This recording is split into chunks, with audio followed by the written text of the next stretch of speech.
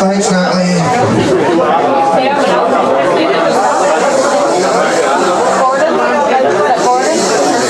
Every word you say to me is a dagger through my heart. Your only fair comparison is a diarrheic fart.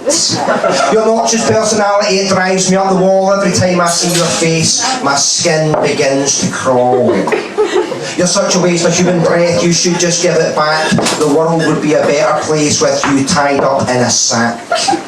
Tied up tight with bricks and chains and left alone to drown. If your midwife had thought of that, then we'd suffer one less clown. One less mindless moron taking up much needed space. A clear-cut case of infanticide that would help the human race. I really cannot take it. You're such a crushing bore. The merest mention of your name, it chills me to the core. Like acute psoriasis, I can't shift you from my head. And like a spider in the bedroom, I can't rest until you're dead. I've tried my best to tolerate your existence up till now, but I need to put an end to it. And I think I know just how. It's your mother and your father. I blame him and her. The dearest wish I have in life is that you never were. If I could, I'd dig up Einstein to help me travel time. And I'd stop your parents in their tracks and thus prevent a crime. Now, if he wasn't chatty, I admit I'd get frustrated, but I could zap him with a jumper cable till he reanimated. Reanimating Einstein's corpse would give a chance to ask, and I'm sure he'd say that cosmic strings would help me with my task. He'd also say that I would need to see in 10 dimensions to have a hope of getting close to achieving my intentions. So I'd pop up to the local park and I'd root around for fungus. Before too long I'd see the strings that vibrate all among us. I'd hop onto the nearest one with close to perfect timing, and I'd read your parents this diatribe before we break our timing. I'm sure these words would do the trick, they'd kill amorous intention. So I'd quaff the remaining psilocybin and go back to my dimension. On marathon, my only hope would be not to see your face, even if butterfly effects screw the human race. Cause what's a couple billion deaths, or the rule of lizard men? Those are prices I would pay not to see your face again. I'd accept catastrophe or insane despotic rule over letting you be born at all, because that's what I'd call cruel.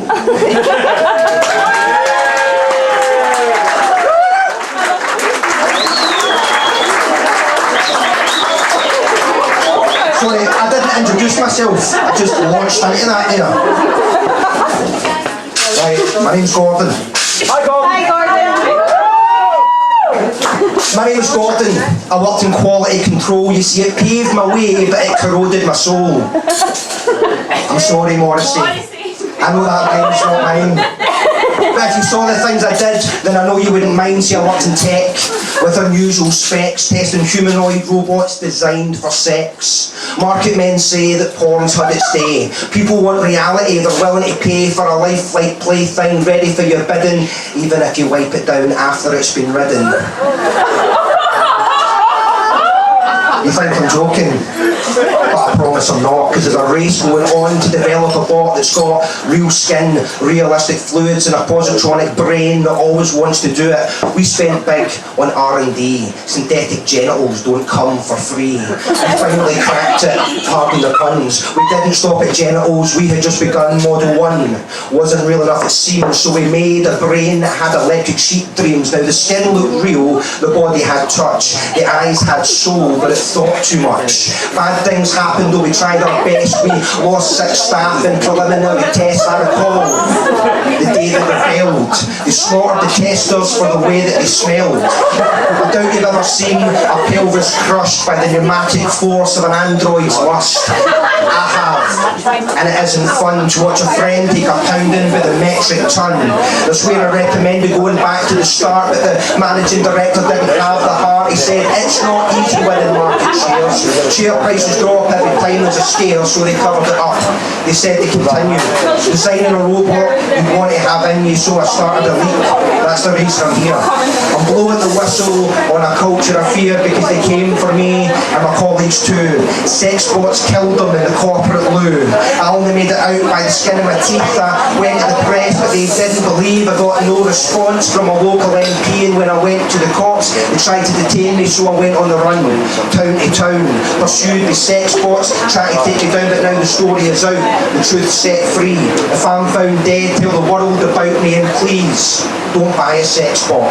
It's not worth your life for your carnal thoughts. You see, it's not enough to do it just because you can. Technology has limits, and so does man. This is a sex bot leakage. I'm telling the facts. Putting the truth out is to cover the tracks. This is your warning. Reject the brand. Sex bots kill. It's safer with your hand.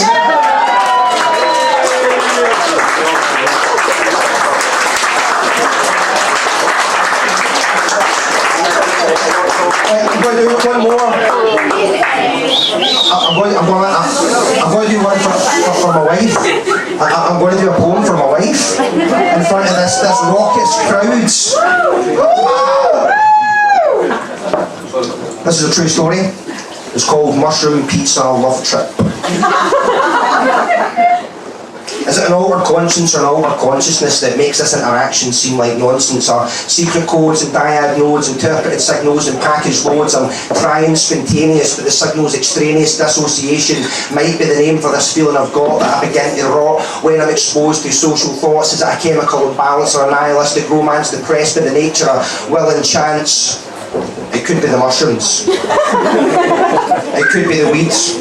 It could be the fact that I like to read better than I like interacting, because I mostly feel like I'm acting a part that's designed with a human in mind, but instead it's just me and my actions with the ill-defined wine of the soul entwined, slowly choking my mind. Do I mind? Yes, I mind. Thanks a lot, but for now I guess it's all I've got, except God. Isn't that sunset beautiful?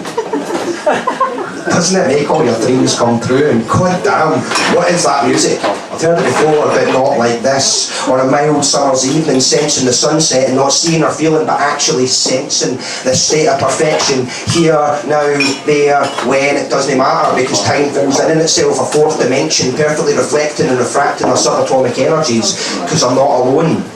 There she is. As the crowd parts and fits and starts in smooth slow motion conducted at light speed, our hearts connect. She moves in time and warm abandon with a patchwork hand-woven crochet blanket, radiating rainbows which cast off colour scheme, and I glide across a perfect world to be by her side, and we're one with one another, and we move together, and we stare deeply into each other's eyes. And although I've never looked so deeply into anyone's eyes, this isn't scary, it's just natural. I just feel her. And I feel the pit of my stomach, and I feel it vibrate and resonate and percolate and sublimating itself into myself as our energies harmonise effortlessly, and I feel total and utter happiness. And so time passes, and perceptibly penetrating our mutual rhythms, and suddenly we're on a hill, and we're holding hands, and we stare at the sky, and we giggle at fireworks, and I squeeze her hand, and I lean in, and I kiss her. Even though her eyes refused to remain the same size, and her lips became mine as mine became hers, and my sense of self was unravelled, unwound, and spread itself across the ground and joined in with everything. But I felt quite okay for the first time since whenever, and I wished I could stay there forever, and in a way I have, because I think of it many a time. I've seen her appear in the crowd with a rainbow blanket as the sky set, and I dissociated, and I radiated towards her, and we became entwined. Rewind, rewind, rewind. Is it an outward conscience or an outward consciousness that lets me sense the sense in this nonsense? See, I started this sex with no intent, but intense remnants of that night that we spent sharing a mushroom pizza.